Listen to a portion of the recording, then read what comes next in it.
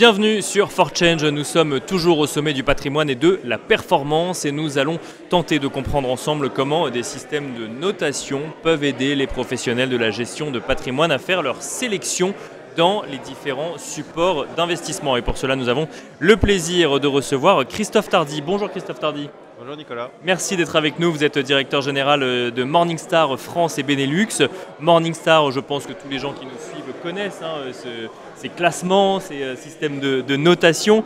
Un mot peut-être sur la façon dont Morningstar aide les professionnels de la gestion de patrimoine, Christophe Tardy. Alors, déjà Morningstar, on a eu 40 ans il y a une semaine. C'est vrai, joyeux anniversaire ou presque. Merci beaucoup.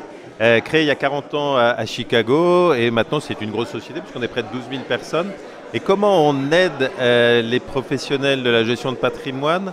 D'abord c'est dans notre ADN, puisqu'on a commencé en aidant c'est notre mission même, on a commencé en aidant les investisseurs particuliers à réussir leurs objectifs d'investissement. Donc pour nous c'est très important et notamment le design est très important. C'est comment on rend intelligibles des informations qui ne le sont pas. Vous parliez des notations tout à l'heure. Les étoiles en sont un bon exemple. Tout le monde comprend que 5 étoiles, c'est mieux qu'une étoile. Bien sûr, oui. Mais on va bien sûr beaucoup plus loin. Mais en tout cas, ça va aider les conseillers à sélectionner les meilleurs investissements et présenter cette information à leurs clients. Puisqu'en fait, les deux sont importants. D'accord. Il y a bien sûr les étoiles, mais on a aussi les globes sur la partie ESG. On a des médaillistes. Des médailles donc aussi sur la performance. Mais cette fois-ci, c'est une notation un peu plus prospective. Et alors justement, vous parlez de performance, vous parlez d'ESG, quand on parle des étoiles, ou en tout cas de la notation un petit peu des différents supports d'investissement ou des fonds, les critères pour noter, quels sont-ils?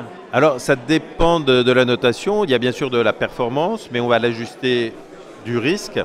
Et là, c'est aussi important parce qu'on va prendre en compte le ressenti de l'investisseur individuel. Donc quand il gagne 1%, il n'est pas content, mais quand il perd moins 1%, il n'est vraiment pas content. Donc il n'y a pas du tout une symétrie par rapport au zéro. Donc on va surpondérer les périodes négatives. Sur les globes, on va regarder le portefeuille, et ça aussi c'est important, puisque chez Morningstar, on récupère toujours le portefeuille des fonds, ce qui permet de mieux comprendre ce que le conseiller va présenter à son client. Et on va, grâce à notre société qui est la société Sustainalytics qui fait de la notation extra-financière, on va pouvoir avoir accès à toutes les informations, que ce soit sur le climat, donc les émissions carbone, que ce soit sur la parité homme-femme dans la société, ce qui va nous permettre d'avoir une granularité très importante et de pouvoir calculer des globes, donc quels sont les fonds qui sont les mieux ou les plus vertueux, avec toujours cette granularité, ce qui va permettre à l'investisseur de sélectionner ou au conseiller de sélectionner en fonction des préférences de l'investisseur. Vous parlez de Globe, donc effectivement c'est cette notation ESG qu'on trouve chez Morningstar. C'est une demande de plus en plus importante aujourd'hui. S'il n'y a pas cette notation ESG faite par Morningstar, on regarde peut-être moins les fonds aujourd'hui sur le site de Morningstar par exemple. Je ne veux pas être prétentieux, mais je vais répondre oui quand même. Il y a des plateformes qui en font, des plateformes d'assurance vie qui en font un critère d'intégration. Donc c'est important, oui, il y a une plateforme qui demande au moins 3 globes pour les fonds. Mais le plus important, et pour le ESG, c'est de vraiment pouvoir répondre à la demande de chacun des clients. C'est ce qu'on appelle plus la personnalisation. Aujourd'hui, on ne sait pas si le nucléaire c'est ESG ou pas. On ne sait pas si l'armement est ESG ou pas. Ça dépend des règlements, ça dépend surtout, on va dire, de ce que veut l'investisseur, et grâce aux données Morningstar, vous allez pouvoir répondre à ces attentes. Petite question de conclusion, on parle beaucoup de diversification en gestion de patrimoine, on va sur les actifs cotés, parfois non cotés. Est-ce que Morningstar va jusque-là? Est-ce que c'est quelque chose que vous regardez? Ouais. Bien sûr, bien sûr. Alors, la stratégie de Morningstar, c'était de se diversifier pour accompagner l'investisseur particulier dans tous les domaines.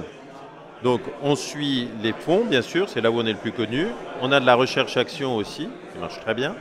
On a aussi une société de notation crédit. Et pour répondre à votre question, sur le private equity, on a la société PitchBook, qui est la principale base de données sur les fonds, sur le private equity et le venture capital. Donc là aussi, c'est un moyen d'aider les conseillers pour qu'ils puissent proposer les meilleurs investissements à leurs clients. Et une stratégie globale. Merci beaucoup Christophe Tardy d'avoir répondu à nos questions. Je rappelle que vous êtes directeur général de Morningstar France et Benelux. Et quant à nous, on se retrouve bientôt, toujours depuis le sommet du patrimoine et de la performance. Merci beaucoup.